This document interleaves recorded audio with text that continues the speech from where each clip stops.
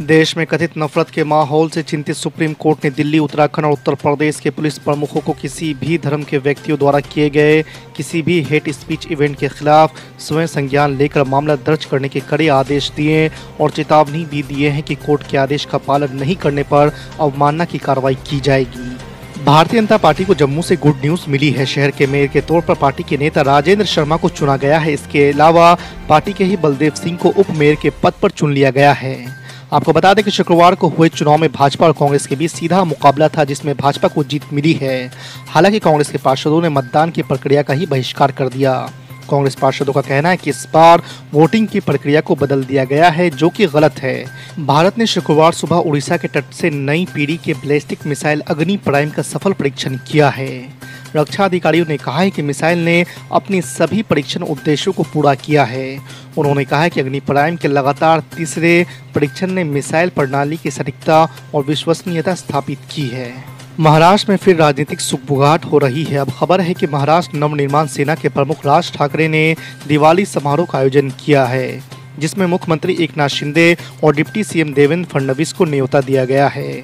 खास बात है कि राज ठाकरे ने यह समारोह मुंबई के शिवाजी पार्क में ही आयोजित किया है। इसके साथ ही एक बार फिर गठबंधन को लेकर अटकलें तेज हो गई है।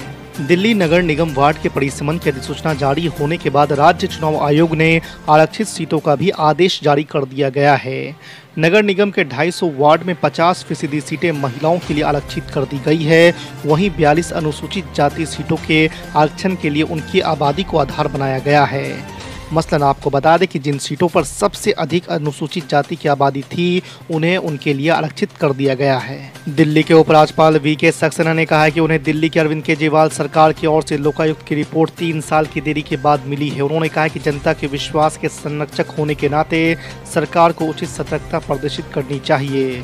सक्सेना ने इस मामले को लेकर मुख्यमंत्री अरविंद केजरीवाल को पत्र लिखा है। उत्तर प्रदेश में अब गैर मान्यता प्राप्त मदरसों को मान्यता देने की तैयारी की जा रही है। आपको बता दें कि हाल ही में प्रदेश सरकार के निर्देश पर राज्य में गैर मान्यता प्राप्त मदरसों का सर्वे करवाया गया।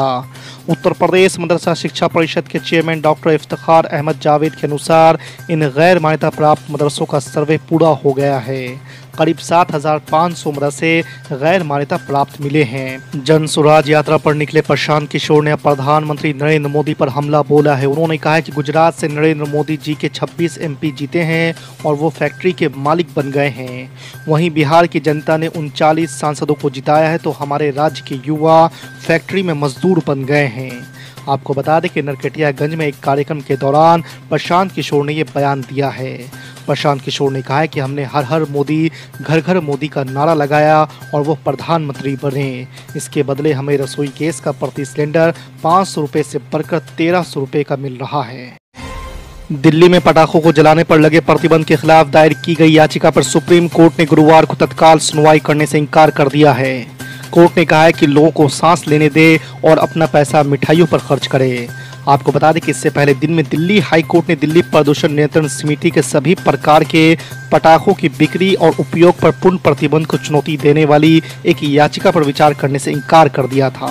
याद रखो भारत के मुसलमानों, तुम्हारे पास हमारे पास सिर्फ 2 रास्ते हैं। एक, हम जिंदा रहेंगे तो जमहूरी तरीके से अपने हक को मनवाएंगे, और अगर अल्लाह ने फैसला कर लिया कि हमारी मौत होगी तो हम इसी जमीन में जाएंगे।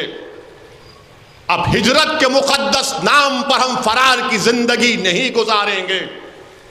भारत को कभी नहीं छोड़ेंगे, भारत में ही रहेंगे। इन जुल्म करने वालों से जमहूरी तरीके से पंजा आजमाई करेंगे। अल्लाह की जात पर तवक्कल करके अपने हक के लिए मुकाबला करेंगे। अल्लाह, उसका रसूल हमारे साथ हैं। याद रखो मुसलमानों, मायूसी को करीब आने मत दो। हम रसूल अल्लाह सल्लल्लाहु अलैहि वसल्लम की उम्मत हैं। हशर का मैदान होगा। हदीस शरीफ में आया, उलमाओं की मौजूदगी में यह बयान कर रहा हूं कि हशर के मैदान में अल्लाह के रसूल सल्लल्लाहु अलैहि वसल्लम, हदीस शरीफ में आ गए, इसे पूछा रसूल अल्लाह सल्लल्लाहु अलैहि वसल्लम, क्या हम आपको हशर के मैदान में पाएंगे? तो रहमतुल्लाह आलमीन सल्लल्लाहु अलैहि वसल्लम ने फरमाया कि हाँ, मुझे 3 मुकामात पर पाओगे। तो साहबी रसूल सल्लल्लाहु अलैहि वसल्लम ने अर्ज़ किया, रसूल अल्लाह पहली जगह कहाँ पर होगी? तो अल्लाह के रसूल सल्लल्लाहु अलैहि वसल्लम ने फरमाया, मीज़ान होगा जहाँ मेरी उम्मत के आमाल तोले जाएंगे। मीज़ान होगा और मेरी उम्मत के आमाल तोले जाएंगे, और अगर मेरे किसी उम्मती के आमाल में कमी होगी तो मैं उसकी कमी को पूरा करूँगा। बल्कि मुहद्दिस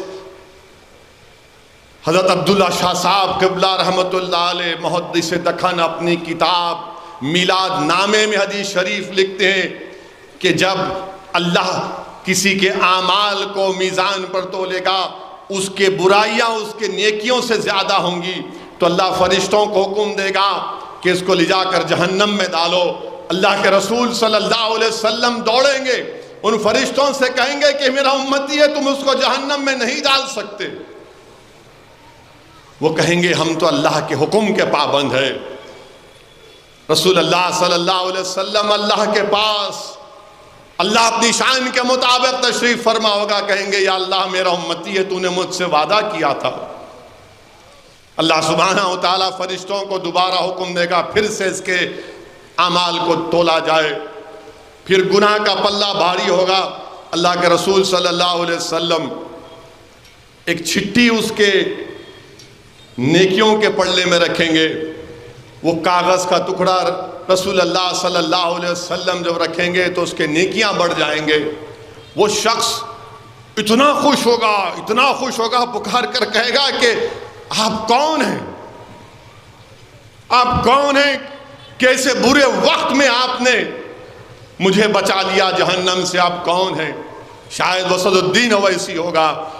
रसूल अल्लाह सल्लल्लाहु अलैहि वसल्लम फरमाएंगे, मैं वो हूँ जिस पर दुनिया में तुमने मुझ पर दुरूद सलाम पढ़ता था। उस दुरूद सलाम की बरकत की वजह से आज अल्लाह तुझे निजात दे रहा है। वो चिट्ठी क्या है वो पूछेगा, तो रहमतुल आलमीन सल्लल्लाहु अलैहि वसल्लम फरमाएंगे, वो दुरूद है जो तुम मुझ पर दुनिया में भेजता था। फिर सहाबी पूछेंगे, या रसूल अल्लाह दूसरी जगह कौन सी होगी? तो अल्लाह के रसूल सल्लल्लाहु अलैहि वसल्लम फरमाएंगे कि हशर के मैदान में मेरी उम्मत प्यासी होगी, मैं हौज़ कौसर पर रहूँगा और अपनी उम्मत की प्यास को बुझाऊँगा। फिर सहाबी पूछेंगे, या रसूल अल्लाह सल्लल्लाहु अलैहि वसल्लम वो तीसरी जगह कौन सी होगी? तो रसूल अल्लाह सल्लल्लाहु अलैहि वसल्लम फरमाएंगे, इरशाद फरमाएंगे कि पुल सिरात होगा, जिब्रील अमी अपने पर बिछाए होंगे और मैं अल्लाह से दुआ करूँगा कि रब्बे सल्लिम, या अल्लाह से दुआ करेंगे रसूल या अल्लाह के मेरी उम्मत को सलामती से गुजार दे। तो इसी पर किसी आशिक ने खूब कहा कि रज़ा पुल से अवश करते गुजरिए कि है रब्बे सल्लिम सदाए मोहम्मद।